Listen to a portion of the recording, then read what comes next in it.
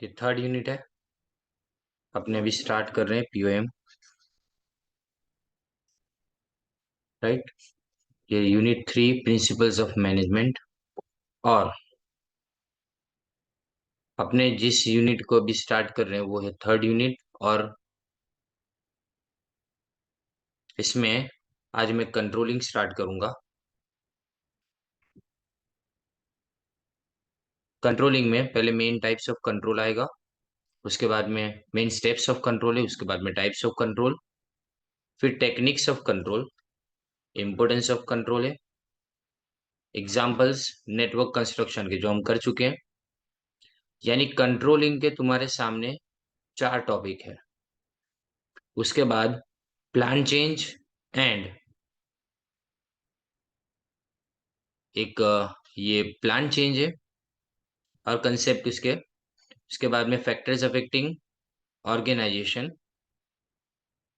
Changes, process of plan change, resistance to the change and factors responsible. इसमें जो process है वो बहुत इंपॉर्टेंट है।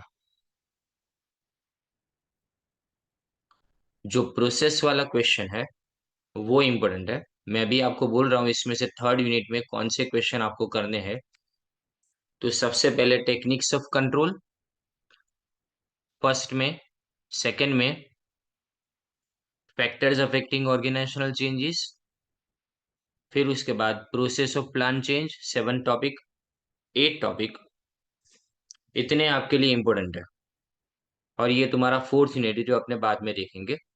तो हम अभी स्टार्ट कर रहे हैं यूनिट 3 डिफाइन कंट्रोलिंग और discuss main steps in the process of controlling. Control is a fundamental management function that ensures work accomplishing according to plans. Discuss and explain the essential steps in control process. तो पहला question जिसमें meaning of controlling या तो control तब start कर रहे हैं अपने।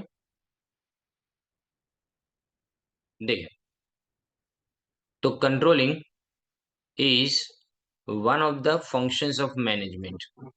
यानी मैनेजमेंट के अपने बात करें हेनरी फेयोल के फंक्शन की, तो planning, organising, staffing, directing, controlling, coordinating, इतने अलग अलग फंक्शंस हमको दिए गए। और इसमें से ये जो फंक्शन है वो लास्ट वाला फंक्शन माना जाता है। In every organisation it is necessary to ensure, तो हर ऑर्गेनाइजेशन के लिए जरूरी ये है कि हम एम्प्लॉइज को जो उनको काम दिया है वो काम वो कर रहे हैं कि नहीं, वो इंश्योर करें मतलब हम चेक करें कि वो इंसान जिनको हमने काम दिया है वो काम बराबर से कर रहे हैं कि नहीं, ये अपने देखें। तो ये इंश्योर कराना, इसका मतलब गारंटी लेना। अब सबसे पहली डेफिनेशन जो है वो डेफिनेशन हमारे सामने है कि the managerial function of controlling is the measurement and correction. तो आपके पास जो पैम्फलेट है उसमें अंडरलाइन कीजिए ये चीज को।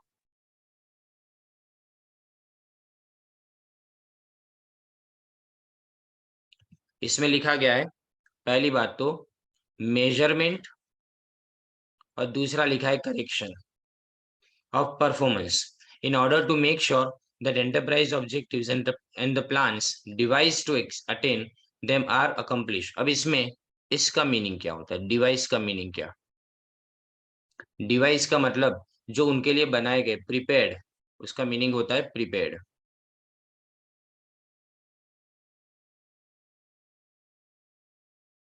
राइट। तो ये डिवाइस का मीनिंग, तो इसका मतलब कि हम मेजर करेंगे वो सारे परफॉर्मेंस को और करेक्ट करेंगे अगर जरूरत पड़ी तो कि उसमें से कौन से जो फंक्शंस है वो बराबर से चल रहे हैं। अगर इन केस वो फंक्शंस बराबर से ना चलते हो तो उसको करेक्ट भी करना है। ये दोनों चीजें उसमें आती है। तो अब यहाँ पे कंट्रोलिंग का मतलब ये हुआ कि thus controlling means measuring and correcting the performance of employees to ensure कि जो एक्चुअल परफॉर्मेंस है, ये वाली लाइन अंडरलाइन करो कि actual performance as per the plan है। यानी जो प्लान में लिखा है वैसा परफॉर्मेंस जा रहा है, ये चेक करना। अब हमारे पास क्वेश्चन कि अगर पूछा जाए कि what is the meaning of control, तो कंट्रोल को हम पहले तो क्या मानेंगे, it is a function of management. Second thing, हम उसको क्यों चाहते हैं कि वो इम्पोर्टेंट है हमारे बिजनेस ऑर्गेनाइजेशन के लिए, क्योंकि इससे अपने गारंटी मिलती है कि जो परफॉर्मेंस है वो प्लानिंग के हिसाब से चलता है। दूसरी बात, उसकी डेफिनेशन की बात करें तो कुंस की डेफिनेशन, उसमें मेजरमेंट एंड करेक्शन बताया गया है। पहले मेजर करेंगे परफॉर्मेंस को और अगर ज़रूरत पड़े तो उसको करेक्ट यानी उसको सुधारेंगे। जिससे जो भी हमने ऑब्जेक्टिव्स को अचीव करने का टारगेट रखा है, वो टारगेट हम अचीव कर पाएँ। तो अब आता है main question, steps in the control process. ये स्टेप्स है और प्रोसेस है, इसका मतलब ये हुआ कि इसमें एक भी चीज़ आगे पीछे नहीं होनी चाहिए। तो ये पूरा डायग्राम लास्ट में अपने इसको एनालाइज़ करेंगे, पर पहले अपने 4 हिस्सों में इसको डिवाइड करें। टोटल 4 डिफरेंट पार्ट्स के अंदर हम इसको डिवाइड करें। तो फर्स्ट पार्ट जो है, उसमें ये लिखा गया है, देखो, this is your first part कि एस्टैब्लिशमेंट ऑफ कंट्रोल स्टैंडर्ड्स। यानी पहले तो मुझे पता होना चाहिए कि कंट्रोल के स्टैंडर्ड्स क्या है, यानी मतलब मैं क्या कंट्रोल करना चाहता हूँ और उसका परफॉर्मेंस किसी का अगर देखूँ, तो कैसा होना चाहिए। फिर मैं मेज़र करूँगा एक्चुअल परफॉर्मेंस को। फिर उसको कंपेयर करूँगा किसके साथ में, एक्चुअल परफॉर्मेंस को प्लान परफॉर्मेंस के साथ में या तो स्टैंडर्ड परफॉर्मेंस के साथ में। फिर अगर ज़रूरत पड़े तो इसको करेक्ट करने की हम ट्राई करेंगे। तो ये होता है अपना कंट्रोलिंग का पूरा complete procedure. Now the next thing, अब पहला है देखो, establishment of control standards. The first step in the process of control. अगर एमसीक्यू के लिए पूछा जाता तो यहाँ पे ये इम्पोर्टेंट था और ये अपने एंडसेम के लिए है। इसका मतलब ये 70 मार्क्स के एग्जाम के लिए। तो हम यहाँ देखें कि फर्स्ट स्टेप कंट्रोल के अंदर है कि स्टैंडर्ड डिसाइड करना कि जो परफॉर्मेंस है सबऑर्डिनेट्स का, वो परफॉर्मेंस को मैं मेजर कैसे करूंगा। जैसे कि 1000 यूनिट बनाए एक हफ्ते में, एक महीने के अंदर 10,000 यूनिट बनाए, किस तरह से उसको मेजर करेंगे। तो स्टैंडर्ड्स ये बेसिस है, इसको अंडरलाइन करिए लाइन को। स्टैंडर्ड्स है ना, बेसिस है, यानी मतलब स्टैंडर्ड बेसिस या तो क्राइटेरिया है जिसको हम एक्चुअल परफॉर्मेंस के साथ में कंपेयर करेंगे। फिर स्टैंडर्ड्स क्वांटिटेटिव हो सकते हैं, जैसे मैंने बताया कि 1000 यूनिट बनाना है, ये क्वांटिटेटिव। क्वालिटेटिव हो सकते हैं, क्वालिटेटिव का मतलब क्वालिटी कैसी बनती है वो। और अगर वो फिजिकल टर्म्स में है, फिजिकल टर्म्स में तो मैं ये बताऊंगा कि इसमें क्वांटिटी ऑफ आउटपुट, कितने आउटपुट प्रोड्यूस किया जाएगा, supply of machine, speed of machines and labour hours, ये सब हो सकता है। फिर अगर मैं मॉनेटरी टर्म्स में देखूं यानी मनी टर्म्स में, तो इसमें कॉस्ट ऑफ प्रोडक्शन कितनी, सेल्स कितना, प्रॉफिट कितना, ये बातें इसमें अपने डिसाइड कर सकते हैं।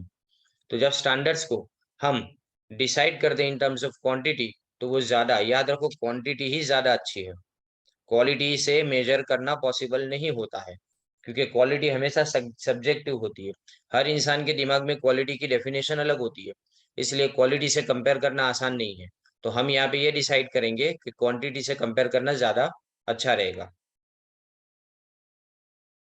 Now see, the standards of performance should be reasonable and feasible. Feasible यानी प्रैक्टिकल, फिजिबल का मतलब प्रैक्टिकल, अचीवेबल होना चाहिए, जिसको तुम अचीव कर पाओ। Further standard should be flexible. Flexible यानी जिसको बदला जा सके, वो फ्लेक्सिबल है। तो जब भी कंडीशन बदले ना, तो हम स्टैंडर्ड बदल सके, वैसा होना चाहिए। तो ये फर्स्ट टॉपिक में हमने क्या देखा कि हम कंट्रोल स्टैंडर्ड्स को एस्टैब्लिश करेंगे। कंट्रोल स्टैंडर्ड्स यानी क्या, कि हम डिसाइड करेंगे कि सबऑर्डिनेट्स के परफॉर्मेंस को कैसे मेजर करना है। सबऑर्डिनेट को मेजर करने के लिए जो स्टैंडर्ड्स बनाए जाते हैं, वो स्टैंडर्ड्स क्वांटिटी में भी हो सकते हैं और क्वालिटी में भी हो सकते हैं। अगर वो फिजिकल टर्म्स में हुए, तो हम ये डिसाइड करेंगे कि आउटपुट कितना है, मशीन की स्पीड क्या रहेगी, क्वांटिटी लेबर आवर्स की कितनी यूज करते हैं, यानी कितना टाइम वो लोग मशीन के ऊपर स्पेंड करते हैं। अगर वो मॉनेटरी टर्म्स में, तो अपने ये देखेंगे कि कॉस्ट ऑफ प्रोडक्शन क्या है, सेल्स वॉल्यूम कितना है, प्रॉफिट कितना होता है। पर सबसे अच्छा स्टैंडर्ड क्वांटिटी में होता है, क्योंकि वो ज्यादा प्रिसाइज यानी क्लियर होता है और एक्यूरेट होता है। स्टैंडर्ड्स को रीजनेबल और फीजिबल इसलिए रखना है क्योंकि अचीवेबल होना चाहिए। जो अचीव ना कर सके, वो स्टैंडर्ड कोई मतलब नहीं रखते। फर्दर स्टैंडर्ड्स फ्लेक्सिबल होने चाहिए, जिसको बदला जा सके। अब आता है दूसरा, मेजरमेंट ऑफ एक्चुअल परफॉर्मेंस, यानी अब एक्चुअल रिजल्ट्स को हमने मेजर करना है। यहाँ पे देखें, second step in the control process is to measure actual performance of employees. यहाँ पे सबसे पहले तो हम क्या करेंगे, इंफॉर्मेशन कलेक्ट करेंगे कि कौन क्या काम कर रहा है, कितना काम कर रहा है, कि भाई क्वालिटी कितनी है और क्वांटिटी कितनी है, दोनों को ध्यान देना है। When the standards are in numerical और क्वांटिटेटिव टर्म्स, यानी क्वांटिटी में अगर स्टैंडर्ड्स है तो परफॉर्मेंस को हमको कैसे मेजर करना पड़े, जैसा मेजरमेंट हमने सोचा है वैसा ही, यानी क्वांटिटी तो क्वांटिटी में। और अगर मॉनेटरी टर्म्स के अंदर है, जैसे कि आउटपुट कितना है, सेल्स कितना है यानी सेल का वॉल्यूम, और प्रॉफिट कितना है, ये तो इन दोनों में से कोई भी तरह से स्टैंडर्ड्स अपने मेजर कर सकते हैं। पर याद रखो, जैसा स्टैंडर्ड तुमने रखा है वैसा ही मेजरमेंट होना चाहिए। स्टैंडर्ड तुम क्वांटिटी में रखो और मेजरमेंट तुम क्वालिटी में करो, ये गलत, ये हो ही नहीं सकता पहली बात तो। However in several cases the performance can be measure in terms of quality. अब परफॉर्मेंस क्वालिटी में मेजर कैसे किया जाए, जैसे पुलिस वाले को हम टारगेट तो नहीं दे सकते ना कि रोज के एक से केस को आपको सॉल्व करना ही पड़ेगा, तो हम उसको क्वालिटी के ऊपर टारगेट करते हैं। यानी हम ऐसा बोलते हैं उनको कि आपको जो केस सिलेक्ट किया गया आपके लिए, उस केस के अंदर आप कितने प्रूफ ढूंढते हो और किस तरह से केस को कोर्ट के अंदर प्रेजेंट करते हो, उसकी क्वालिटी क्या है वो देखा जाता है। तो हर जगह पे स्टैंडर्ड क्वांटिटी पे पॉसिबल नहीं होता, तो जहाँ क्वालिटी की जरूरत है वहां अपने क्वालिटी से मेजर करेंगे। पर मैं जो बोल रहा हूँ उसको बराबर से समझिए कि जो क्वालिटी तुमने अगर क्वालिटी से कंपेयर करना है, तो कंपेयर करने के टाइम पे तुम अगर क्वालिटी यूज करते हो तो स्टैंडर्ड बनाने के टाइम पे भी क्वालिटी होनी चाहिए, यानी दोनों सेम मेजरमेंट होने चाहिए। तो the performance of personal manager can be measure in terms of, देखो उसका एटीट्यूड, वर्कर्स का एटीट्यूड इसकी तरफ क्या है, वर्कर के मोरल को, यानी मोरल यानी उसको काम में इंटरेस्ट रहता है कि नहीं, वर्कर्स को, वर्कर्स काम में बराबर इंटरेस्टेड है कि नहीं, फ्रीक्वेंसी ऑफ स्ट्राइक्स, यानी उसके आने के बाद स्ट्राइक्स बढ़ गई कि स्ट्राइक्स कम हुई, ये देखा जाता है, ये क्वालिटी है सब चीजें। Actual performance can be measured by personal observation, मतलब सिर्फ अपने जाके देख सकते हैं, यानी सबॉर्डिनेट्स को बिहेवियर करते हुए देखेंगे तो पता चलेगा कि वो लोग जो काम करे वो बराबर है कि नहीं। या तो फिर हम अगर वो नहीं करना चाहते तो या फिर हम रिपोर्ट्स को स्टडी करें।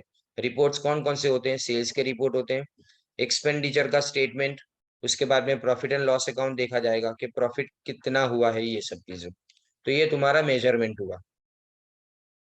तो इसके अंदर आपने क्या देखा, तो फर्स्ट स्टेप क्या, सबसे पहले इंफॉर्मेशन कलेक्ट किया जाएगा। इंफॉर्मेशन किसके बारे में, क्वांटिटी और क्वालिटी के बारे में। अगर हमने क्वालिटी से मेजर करना सोचा है तो क्वालिटी को जो अपने कंपेयर करेंगे, और अगर क्वांटिटी से मेजर करना सोचा है स्टैंडर्ड्स में पहले स्टेप में, तो हम यहाँ पे उसी को उसी के साथ में कंपेयर करेंगे। साथ में अगर मैं ये देख रहा हूँ कि अगर कुछ चीजें ऐसी है जिसको सिर्फ क्वालिटी के अंदर कंपेयर किया जा सकता है, जैसे performance of the personal manager, तो उसको सिर्फ और सिर्फ क्वालिटी के अंदर कंपेयर करेंगे। क्वालिटी को मेजर करने के लिए या तो क्वांटिटी को मेजर करने के लिए, या इन शॉर्ट लिखे तो परफॉर्मेंस को मेजर करने के लिए दो तरीके होते हैं। एक तो पर्सनल ऑब्जर्वेशन, जब वर्कर्स काम करते हैं उस वक्त जाके उनका एटीट्यूड देखा जाए काम करने का, काम करने में उनकी स्पीड देखी जाए, काम करने की उनकी क्वालिटी देखी जाए, या फिर रिपोर्ट्स बनाए जाए और इस रिपोर्ट के बेस के ऊपर हम क्या करेंगे, उनका परफॉर्मेंस मेजर करेंगे। ये सेकेंड स्टेप हुआ। अब थर्ड देखो, comparing actual performance with standard performance. अब मैंने देखो पहले क्या किया, स्टैंडर्ड बनाया, दूसरा मैंने उनको काम करते हुए देखा, अब कंपेयर कर रहा हूँ कि जो काम करते हुए मैं देख रहा हूँ वो काम और जो मैंने स्टैंडर्ड बनाया वो काम, दोनों कितना मैच करता है एक दूसरे के साथ में। तो ये इसके बाद वाला स्टेप है। तो देखिए इसमें, तो हम यहाँ पे कंपेयर करेंगे एक्चुअल परफॉर्मेंस को विथ स्टैंडर्ड ऑफ परफॉर्मेंस, जो स्टैंडर्ड हमने बनाया उसके साथ में कंपेयर करेंगे। एंड सबसे बड़ा इसका जो ऑब्जेक्टिव है वो ये है कि to find out the deviation, deviation यानी वेरिएशन, वेरिएशन यानी तफावत। तो हम डिफरेंस फाइंड आउट करने की ट्राई करेंगे कि जो एक्चुअल परफॉर्मेंस है वो और स्टैंडर्ड परफॉर्मेंस, उसमें कोई फर्क इतना ज्यादा है कि नहीं है। और इसके लिए हम क्या करेंगे, देखो अगर कोई डेविएशन नहीं है, यानी अगर कोई डेविएशन कोई फर्क नहीं है तुम्हारे परफॉर्मेंस के अंदर और तुम्हारे स्टैंडर्ड्स के अंदर, या तो अगर deviation with in the tolerance limit, tolerance limit यानी सहन किया जा सके उतना, जितना सहन कर सकते हैं उतना टॉलरेट कर सकते हो उतना, no further managerial action is necessary. तो इस वक्त हमको कोई भी नए स्टेप लेने की जरूरत नहीं है। लेकिन अगर डेविएशन बियॉन्ड टॉलरेंस लिमिट है, जैसे मैंने 100 यूनिट बनाने का बोला, उसने 99 यूनिट बनाए, तो मुझे कोई स्टेप लेने की जरूरत नहीं है। लेकिन अगर 100 यूनिट बनाने का बोला और उसने 80 यूनिट्स बनाए, तो ये बियॉन्ड टॉलरेंस लिमिट है, यानी इसको अपने टॉलरेट यानी सहन नहीं कर सकते। तो मैनेजर यहाँ पे क्या करेगा, फाइंड आउट करेगा कि भाई उस डेविएशन के पीछे के कॉजेज या तो कारण क्या है, ये जो फर्क आ रहा है उस फर्क के पीछे का कारण क्या है ये देखा जाएगा। यानी जो भी फैक्टर्स है जो जिम्मेदार है इस डेविएशन के पीछे वो देखा जाएगा। जैसे कि अगर actual output is considerably less than standard output, तो ये किस लिए किस कारण से हो सकता है, एक तो डिफेक्टिव मटेरियल के कारण हो सकता है, डिफेक्टिव टूल्स के कारण हो सकता है, डिफेक्टिव मशीनरी के कारण, या तो वर्कर्स को काम करना नहीं आता इसके कारण हो सकता है। राइट, तो अब अपने यहाँ पे ये स्टेप में क्या देखा, कंपेयर करना। कंपेयर करने के टाइम पे अपने क्या देखेंगे, दो चीजें। पहली बात, अगर टॉलरेंस लिमिट के विद इन यानी लिमिट के अंदर अगर डेविएशन है तो हम क्या करेंगे, उस डेविएशन को इग्नोर करेंगे और कोई मैनेजरियल एक्शन लेने की हमको जरूरत नहीं है। लेकिन अगर टॉलरेंस लिमिट से ज्यादा है तो हम फाइंड आउट करेंगे उसके कारण क्या है, उस कारण को ढूंढ के उसको सॉल्व करने की ट्राई करेंगे। Now the last step is correction of deviations, taking corrective action. जो तफावत आया यानी जो डिफरेंस आया उसको दूर कैसे किया जाए, उसके कारण अपने यहाँ पे ढूंढने। The final step in the processing of controlling is to correct the deviations by taking corrective action so that the deviations may not occur again in future। यानी एक बार हुआ गलती समझ लेते हैं लेकिन दूसरी बार और बार बार ये गलतियां नहीं होनी चाहिए। तो corrective action should be taken without wasting time, यानी तुरंत करेक्टिव एक्शन लेने की जरूरत है जिससे हम नॉर्मल पोजीशन पे वापस आ जाए और हमारा जो आउटपुट होना चाहिए वो आउटपुट उतना ही हो जितना हमने स्टैंडर्ड के अंदर रखा था। Which corrective action should be taken, ये डिपेंड किए करता है किसके ऊपर, नेचर और कॉजेज ऑफ डेविएशन। कारण क्या है वो कारण ढूंढो, उस कारण के ऊपर तुम्हारे स्टेप्स डिसाइड होते हैं। For example, if the products are slightly damaged और डिफेक्टिव, प्रोडक्ट अगर समझो थोड़ी बहुत डिफेक्टिव आ रही है तो उसको अपने वापस रिपेयर्स के लिए बेच सकते हैं। अगर समझो to avoid such defects certain steps can also be taken by management। यानी अब ये डिफेक्ट आई ना, एक बार समझो गलत हो गया तो उसको सुधारा कैसे जाए वो, और दूसरी बात ये कि वो गलती वापस ना हो, ये दोनों चीजें ध्यान में रखनी है। अब corrective action may be in the form of modifying. देखो ये कौन कौन से स्टेप्स हो सकते हैं। पहली बात तो या तो अपने क्या करेंगे, प्लान या तो गोल को रिव्यू करेंगे, यानी अपने ये चेक करेंगे कि जो प्लान बनाया वो ज्यादा तो नहीं बना दिया, हमने वर्कर से ज्यादा तो एक्सपेक्ट नहीं कर लिया, वो देखा जाएगा। फिर चेंजिंग ऑर्गेनाइजेशन स्ट्रक्चर, मतलब जो बॉस लेवल पे आदमी है उसको चेंज किया जाए, तो या तो सबॉर्डिनेट लेवल पे जो आदमी है उसको चेंज किया जाए। रीस्टाफिंग, अगर वर्कर्स की कमी है तो वर्कर्स को ज्यादा लाया जाए। Changing the process of selection, training and direction of employees, शायद हमने वर्कर्स का सिलेक्शन गलत किया हो ये पता चले तो सिलेक्शन के टाइम पे यानी नए सिलेक्शन के टाइम पे ध्यान रखा जाए। ट्रेनिंग के टाइम पे वर्कर्स के ध्यान रखा जाए। डायरेक्शन ऑफ एम्प्लॉइज यानी एम्प्लॉइज को प्रॉपरली डायरेक्ट किया जाए, यानी प्रॉपरली काम सिखाया जाए, ये आता है। अब changing the techniques of production, तो प्रोडक्शन की टेक्निक्स में चेंज लाना, यानी मतलब अगर प्रोडक्शन गलत जा रहा है तो इसका मतलब मशीन को रिपेयर कराना, मशीन नए लाना, या फिर जिस तरह से मेथड से अपने प्रोडक्शन करो उस मेथड को चेंज कर देना, ये आ सकता है। तो ये लास्ट स्टेप में अपने क्या देखा, इसमें अपने ये देखा कि जितने भी करेक्टिव एक्शन है वो इस स्टेप के अंदर अपने लेना है, और करेक्टिव एक्शंस तुरंत लेने चाहिए without any wastage of time, क्योंकि इससे अपने को वापस उसी लेवल पे आने में आसानी रहती है जिस लेवल के ऊपर अपने हैं। अब discuss the types of control, ये क्वेश्चन भी इंपॉर्टेंट है बट 2.5 मार्क्स के लिए चलेगा ये। On the basis of on elements to be control, किसको कंट्रोल करना है वो देखा जाए। On the basis of elements to be control, control can be divided into two form. एक लिखा है देखो, स्ट्रेटेजिक कंट्रोल, और दूसरा है ऑपरेशनल कंट्रोल। तो स्ट्रेटेजिक कंट्रोल में पहले क्या आता है, यहाँ पे अपने फ्यूचर डायरेक्शन, एक एक वर्ड को खाली अंडरलाइन करना है इसमें, और डिटेल में नहीं जाना है। स्ट्रेटेजिक कंट्रोल का मतलब अपने ऑर्गेनाइजेशन के फ्यूचर डायरेक्शन को चेंज करने की बात करेंगे, हम ऑर्गेनाइजेशन के फ्यूचर के बारे में सोचेंगे, जबकि ऑपरेशनल कंट्रोल यानी प्रेजेंट के बारे में सोचेंगे, अभी जो चल रहा है ने उसको कंट्रोल करो, वो ऑपरेशनल कंट्रोल। लेकिन फ्यूचर में गलत ना हो ये देखो, वो स्ट्रेटेजिक कंट्रोल। स्ट्रेटेजिक कंट्रोल का ऑब्जेक्टिव है कि हम जो डायरेक्शन की स्ट्रेटेजी है ना वो बराबर जा रही है कि नहीं वो चेक करें। जबकि ऑपरेशनल कंट्रोल है उसका बेसिस ये, उसका मेन ऑब्जेक्टिव ये है कि हम ये चेक करें कि हमारे पास जो भी प्रेजेंट में एक्टिविटीज हो रही है वो एक्टिविटीज प्रॉपरली जा रही है कि नहीं वो देखा जाए।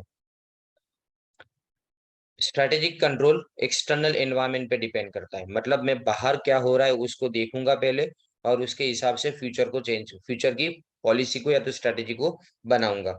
जबकि ऑपरेशनल कंट्रोल सिर्फ इंटरनल एनवायरनमेंट, यानी हम अपने एम्प्लॉइज के साथ में, अपने मटेरियल के साथ में या अपने मशीन्स के साथ में, इन सब के साथ में टैकल करेंगे।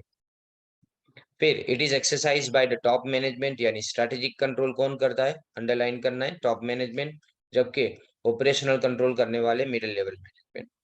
फिर ये जो टेक्निक्स है वो like environment scanning, information gathering, questioning and review, इसमें टेक्निक्स के नाम दिए हैं, ये नाम याद रखना है। इसमें पहला तो क्या, एनवायरमेंटल स्कैनिंग, यानी मतलब गवर्नमेंट ने क्या पॉलिसी चेंज की उसको चेक किया जाए, जीएसटी रेट में क्या चेंज आया वो चेक किया जाए, फिर मार्केट में किस तरह का ग्रोथ रेट है वो चेक किया जाए। ये सारी इंफॉर्मेशन को बाहर से कलेक्ट करना, वो सारी टेक्निक्स स्ट्रेटेजिक कंट्रोलिंग की है। जबकि ऑपरेशनल कंट्रोल में हम बजट बनाते हैं खुद के लिए, शेड्यूल्स यानी टाइम टेबल बनाते हैं, और एमबीओ यानी मैनेजमेंट बाय ऑब्जेक्टिव, ये अपने बनाते हैं। अब on the basis of stages of control, most important question 2.5 marks के लिए। देखो सबसे पहले लिखा गया है feed forward control, this means control over inputs. Feed forward, नाम समझो, मैं किसको कंट्रोल कर रहा हूं, मैं कंट्रोल उन चीजों को कर रहा हूं जो इनपुट में जा रही है, मतलब वो चीजें कि जो चीजें मैं रॉ मटेरियल की तरह से यूज करता हूं उसी को मैं कंट्रोल कर रहा हूं। तो फीड फॉरवर्ड कंट्रोल में this means control over inputs, that is evaluation of inputs and taking corrective action before operation, underline करो इसको, यानी काम होने से पहले इसको सेट करना है अपने को। यानी जब भी रॉ मटेरियल अंदर जाएगा तो रॉ मटेरियल प्रॉपर जाएगा बिफोर ऑपरेशन, ये बहुत इंपॉर्टेंट है। इसका मेन पर्पस ये है कि जो इनपुट है ना वो प्लान के हिसाब से आना चाहिए हमारे पास। अगर इनपुट्स प्लान के मुताबिक नहीं है तो तुरंत करेक्टिव एक्शन लेने, मतलब सही चीजें ऑपरेशन के अंदर जाए, यानी सही चीजें मशीन्स के अंदर जाए वो देखना फीड फॉरवर्ड कंट्रोल का काम है। फिर उसके बाद में आता है कॉन्करेंट कंट्रोल। कॉन्करेंट कंट्रोल में हर स्टेज के ऊपर अपने कंट्रोल करते हैं, यानी जब जब काम होता है तो जहां जहां पे हमको रॉ मटेरियल बदलना है या तो रॉ मटेरियल के अंदर दूसरी कोई चीज को ऐड करनी है, कि जहां पे अपने चेक कर सकते हैं जहां पे मटेरियल रुकता है, वर्क इन प्रोग्रेस जहां पे रुकता है ना हर जगह पे उसको चेक किया जाएगा और वहीं से आगे बढ़ने से रोका जाएगा अगर काम बराबर ना हो रहा हो तो। अगर काम गलत हो रहा है तो उसी जगह से आगे बढ़ने से उसको रोका जाएगा। तो अगर कोई भी तरह का डैमेज होता है तो डैमेज ज्यादा ना होने ये बात ध्यान में रखी जाती है। ये कब किया जाता है कि क्वालिटी कंट्रोल ड्यूरिंग ऑपरेशन, काम करने के टाइम पे, और सेफ्टी चेक फैक्ट्री में। फैक्ट्री में सेफ्टी चेक यानी क्या, हम ये चेक करते हैं कि मशीन्स कितने बराबर है कि नहीं। ये सब चीजें जो है ना वो तुम करोगे कॉन्करेंट में। कॉन्करेंट का मतलब साथ में प्रोडक्ट बनती भी जा रही हो चेक भी होती जा रही है, सिंपल लैंग्वेज में। लेकिन लास्ट वाला जो है ना वो फीडबैक कंट्रोल है। फीडबैक कंट्रोल यानी हम एक्चुअल परफॉर्मेंस को मेजर तब करेंगे जब सब काम खत्म हो जाए, यानी हम पूरा परफॉर्मेंस खत्म होने की राह देखेंगे, यानी आउटपुट जब तक प्रोड्यूस नहीं होता तब तक चेकिंग नहीं होगा। तो हम डेविएशंस को करेक्ट तभी करेंगे जब आउटपुट के अंदर यानी फाइनल आउटपुट के अंदर हमको कोई भी उसके अंदर चेंज दिखेगा तो ही, नहीं तो हम उसको चेंज नहीं करेंगे। बीच में कोई जगह पे रोकना नहीं है आउटपुट को, करेक्टिव एक्शन सिर्फ और सिर्फ लास्ट में। सो हम इसको बोल सकते हैं कि ये फ्यूचर के साथ में रिलेटेड है। फर्दर इसमें जो टॉप मैनेजमेंट कंट्रोल है ना वो ही इस तरह के फीडबैक के अंदर होता है, यानी टॉप मैनेजमेंट फाइनल प्रोडक्ट को जब हाथ में आती है तो उस वक्त हाथ में आने के टाइम पे उसको चेक करेंगे और उसमें ये देखेंगे कि उसमें कितनी गलतियां हैं, और फाइनली अगर उनको लगता है कि इसके अंदर गलतियां हैं तो वहां से पूरा प्रोसेस चेंज करा जाएगा। अब यहाँ तुम्हारे सामने तीनों तीन अलग अलग कंट्रोल के टाइप्स है, तो हम ऐसा नहीं बोल सकते कि चलो फीड फॉरवर्ड कंट्रोलर सबसे अच्छा है या तो कॉन्करेंट अच्छा है और फीडबैक कंट्रोल अच्छा नहीं है, क्योंकि लास्ट में चेक करना बहुत बेकार लगता है, क्योंकि गलत चीज बन गई बाद में चेक करो कोई मतलब नहीं बनता। तो इसीलिए यहाँ पे टाइप ऑफ प्रोडक्ट देखी जाती है और उसके बेस के ऊपर अपने कंट्रोल की ये टेक्निक में से कौन सी टेक्निक सही है वो सिलेक्ट करेंगे। तो फीड फॉरवर्ड में इनपुट के लेवल पे देखा जाएगा, कॉन्करेंट में हर लेवल पे जहां जहां चेक करेंगे वहां देखा जाएगा, और फीडबैक यानी पोस्ट एक्शन कंट्रोल के अंदर हम तब देखेंगे जब प्रोडक्ट बन जाएगी, उसके बाद में अपने चेक करेंगे। ये सिंपल। अब question number 3, discuss various techniques of control. Exactly अपना लेक्चर 40 मिनट्स का होगा। तो देखो, इंटरनल ऑडिट यानी ऑपरेशनल ऑडिट। इंटरनल ऑडिट, अब मैं टेक्निक्स ऑफ कंट्रोल का मतलब समझाऊं कि कंट्रोल किस तरह से बिजनेस के अंदर हो सकता है, उसके कौन कौन से मेथड्स है उसके बारे में अपने देखना है। तो सबसे पहली मेथड जो तुम्हारे सामने है, वो इंटरनल ऑडिट है। अब इंटरनल ऑडिट, अब तो दिमाग में ऐसा आता है कि ऑडिट यानी तो अकाउंट हो गया, पर ये ऐसा नहीं है। ऑडिट का मतलब हर जगह पे ऑडिट किया जा सकता है, और ऑडिट का मतलब सिर्फ चेक करना कि जो किया गया है काम वो सही तरीके से हुआ है कि नहीं, उसको जब अपने ऑडिट बोलते हैं। Now, internal audit is an effective control technique. तो यहाँ पे अपने इसको ध्यान से देखेंगे। पहले तो क्या बताया गया है कि it is an effective control technique and, और ये कंडक्ट कौन करता है, इंटरनल ऑडिटर इसको कंट्रोल करता है। एंड जो वो इंटरनल ऑडिटर है ना, वो कंपनी का ही एम्प्लॉय है, कोई बाहर का इंसान नहीं है। तो ये भी याद रखना है कि is an employ of the company. Then he can be a manager, वो मैनेजर हो सकता है, या तो हम किसी को बाहर से तब अपॉइंट करेंगे कि जब लगता है कि हमारे पास ऐसा कोई स्टाफर नहीं है कि जो इन सब चीजों को चेक कर पाए। In internal audit, there is a regular and an independent appraisal।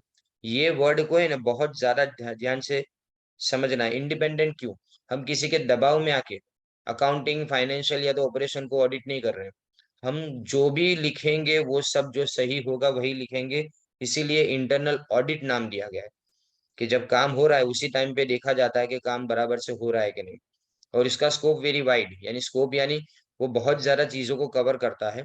और उसमें कौन कौन सी एक्टिविटीज कवर होती है, तो पहली चीज के, एक तो अकाउंट में जो भी फैक्ट है कि नहीं वो चेक किया जाता है।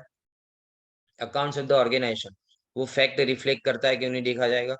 दूसरी बात, देखो मैंने बोला ना सिर्फ अकाउंट नहीं है, इसके अंदर कंपनी की पॉलिसी बराबर है कि नहीं, कंपनी ने प्लानिंग बराबर किया कि नहीं, कंपनी के प्रोसीजर्स बराबर से चल रहे कि नहीं, और कंपनी ने अथॉरिटी का सही तरीके से इस्तेमाल किया कि नहीं, वो सारी बातों को देखा जाता है।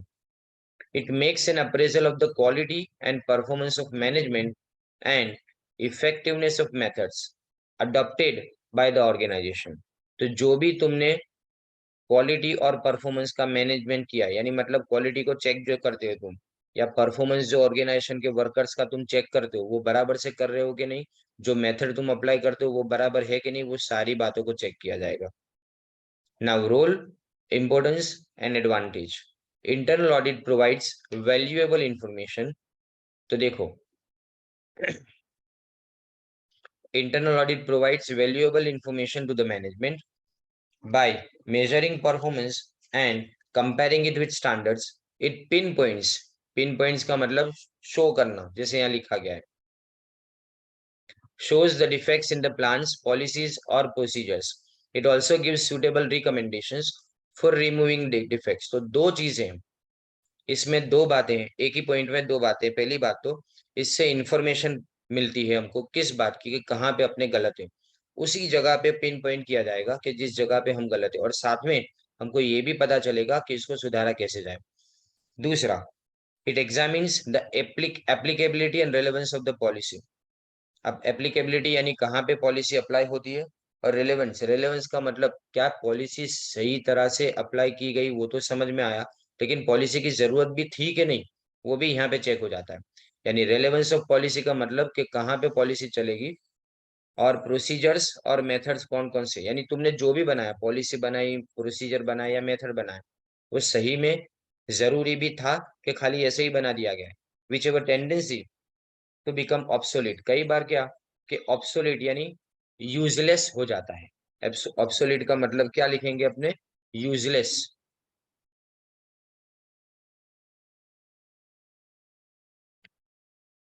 तो ऑब्सोलेट यानी useless, this helps the company to adopt suitable policy procedure और मेथड, यानी प्रॉपर मेथड्स को हम यूज कर पाएंगे इसमें,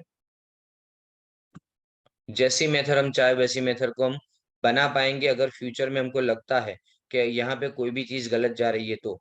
then after third point, if internal audit is conducted regularly, यानी रेगुलरली ये चीज की गई तो it raises the moral of the employees, मेहनत ज्यादा होगी उनसे, and they become more alert. एक बात समझो कि अगर ऑडिटर आता है, चेक करता है, तो तुम्हारे दिमाग पे एक टेंशन रहेगा कि मेरा काम, उसकी गलतियां अगर जाहिर हो जाएगी तो मेरी नौकरी जाएगी। तो हमेशा वो इंसान अलर्ट रहता है, और वो जब भी काम में एरर्स यानी गलतियां उससे होती है ना, उसको अवॉइड करने की वो ट्राई करेगा। Now the next thing is the limitation उसके। तो देखो लिमिटेशंस में इट्स इंस्टॉलेशन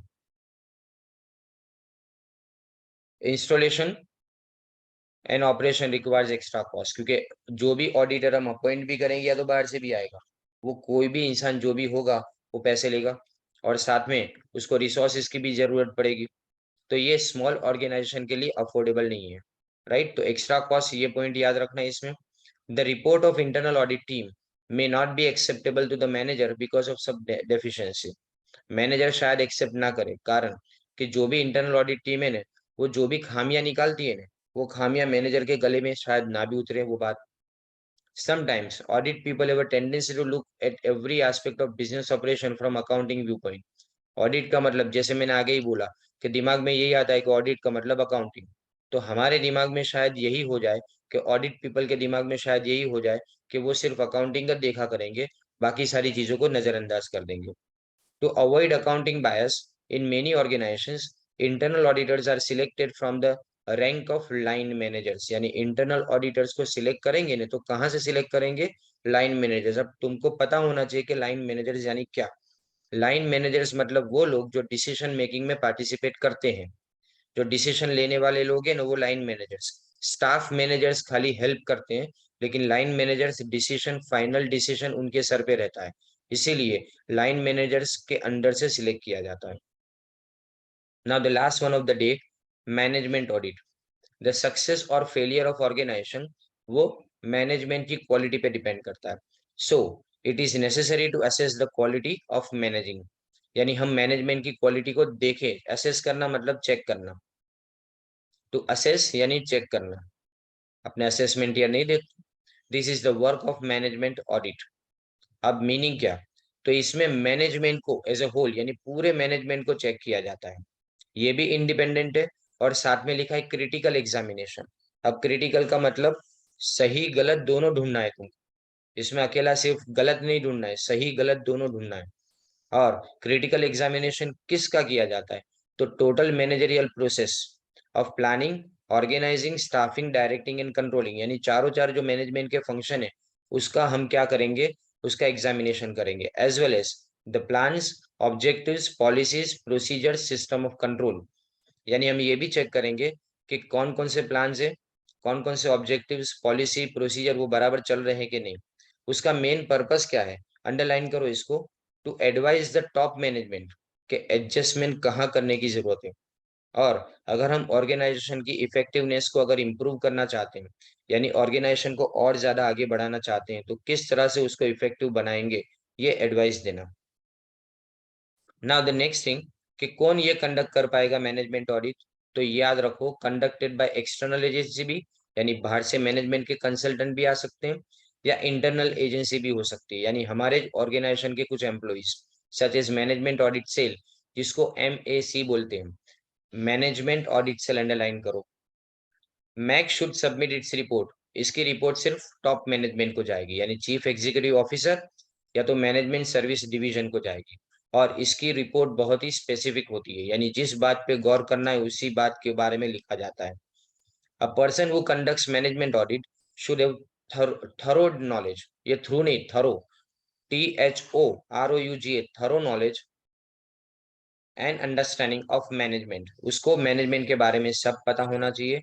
मैनेजमेंट के प्रिंसिपल, बिहेवियरल एस्पेक्ट यानी एम्प्लॉइज के बिहेवियर के बारे में, और फंक्शनल एरियाज ऑफ मैनेजमेंट, चार functional areas, production management, financial management, marketing management और पर्सनल मैनेजमेंट, ये चारों चार फंक्शनल एरियाज के बारे में पता होना चाहिए।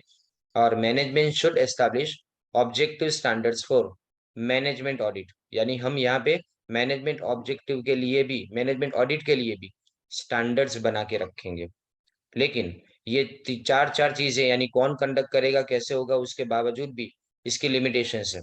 पहली बात, स्कोप और प्रोसीजर डिफाइन नहीं किया जा सकता, क्योंकि मैनेजमेंट का मतलब एज अ होल पूरे ऑर्गेनाइजेशन का ऑडिट करना है, तो मैं कैसे डिसाइड करूं कि मुझे कहाँ पे ज्यादा ध्यान देना, कहाँ पे नहीं।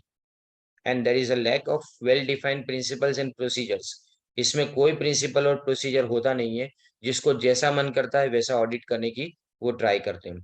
तो अपने मैनेजमेंट ऑडिट में और इंटरनल ऑडिट में क्या देखा, इंटरनल ऑडिट में इंटरनली अपने उसको मैनेज करते हैं, और मैनेजमेंट ऑडिट के अंदर पूरे ऑर्गेनाइजेशन को मैनेज किया जाता है। इंटरनल ऑडिट के अंदर हम नॉर्मली क्या देखते हैं, इंटरनल ऑडिट के अंदर खास करके अकाउंटिंग व्यू पॉइंट के ऊपर ज्यादा जाया जाता है, लेकिन इसके अंदर चारों चार फंक्शनल एरियाज को देखा जाता है। तो ये दोनों के बीच में डिफरेंशिएशन भी अगर करना होने तो भी आसान हो जाएगा। तो यहाँ तक आज अपने कंप्लीट करते, मैं देख रहा हूँ कौन कौन सामने है। ओके।